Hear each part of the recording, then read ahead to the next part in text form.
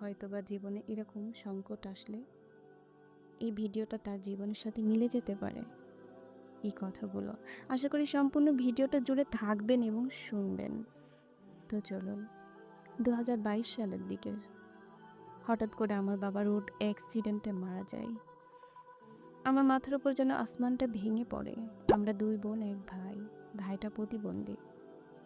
সবে আমার এসএসসি পরীক্ষা কেবলই দেওয়া শুরু। আমার লেখাপড়াটা বন্ধ হয়ে যায়। আমাদের 2 বোনের লেখাপড়া বন্ধ। সংসারে টানাপড়া লেগে যায়, দিনাদায়ক হয়ে যায়। বাবা রেখে যায়নি এমন কোনো সম্পত্তি যা দিয়ে আমরা চলতে পারি। আমি খুবই ভেঙে পড়ি।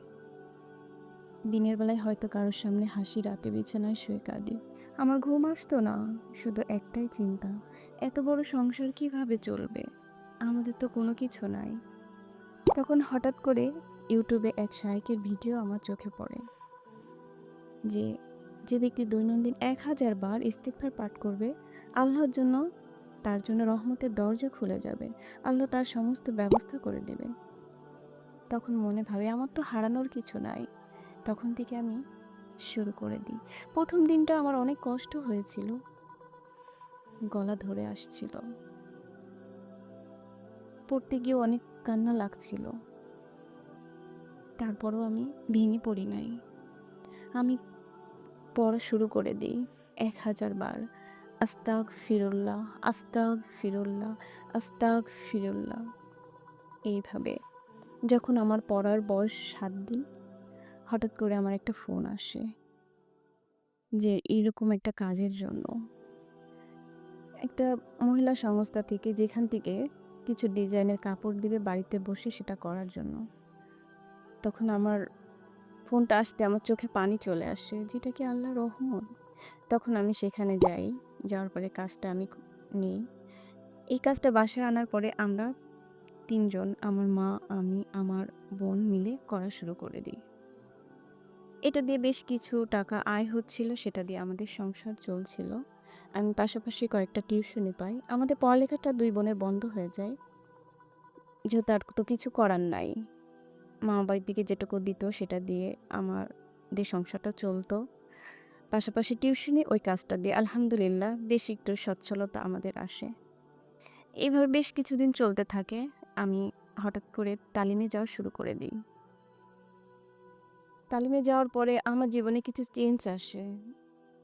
হঠাৎ করে আমি পর্দা শুরু করে দিই। ৫ ওয়াক্ত নামাজ, রোজা।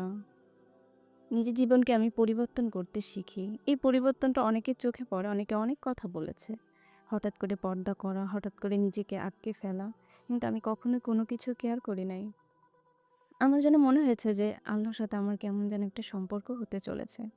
আমি যখন তাহাজ্জুদের নামাজে বসি, তখন যেন আল্লাহ পাকের মনে হয় যেন একটা ভেসে আসে আমার কানে, যে আমি আছি তোমার সঙ্গে, তুমি ধৈর্য হারিও না। আমি আল্লাহর উপরে এই কিনার বিশ্বাসটা যেন এনে ফেলি পুরাপুরি। তখন থেকেই আমার মনের ভিতরে অন্যরকম একটা ফিলিংস কাজ করতে থাকে। এইভাবে আমি নিজেকে আবদ্ধ করি। আমি কোনো বেগানা মানুষের সামনে যাই না, কথা বলি না। আত্মীয়স্বজনের যাওয়া বাসায় বন্ধ করে দেই।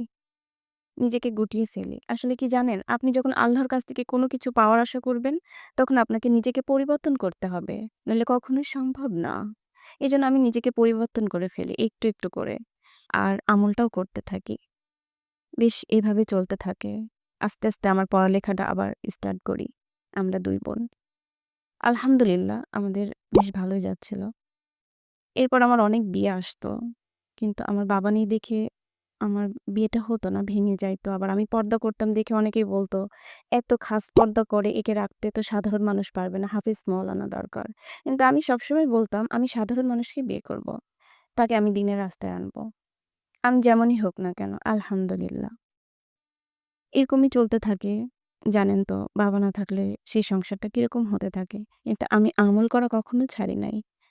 আমি আমল করতেই থাকতাম। এর বেশ ৬ মাস পরে আমার একটা বিয়ে আসে। আসার পরে ছেলে আমাকে দেখে না, তার ফ্যামিলি দেখে। দেখার পরে সেখানে আমার বিয়েটা হয়ে যায়। আলহামদুলিল্লাহ। আমাদের ৳১ ও খরচ হয় নাই, জানেন? সমস্ত কিছু দিয়ে তারা আমাকে নিয়ে গেছে সসম্মানে। ছেলেটাও ভালো। আমার দিনের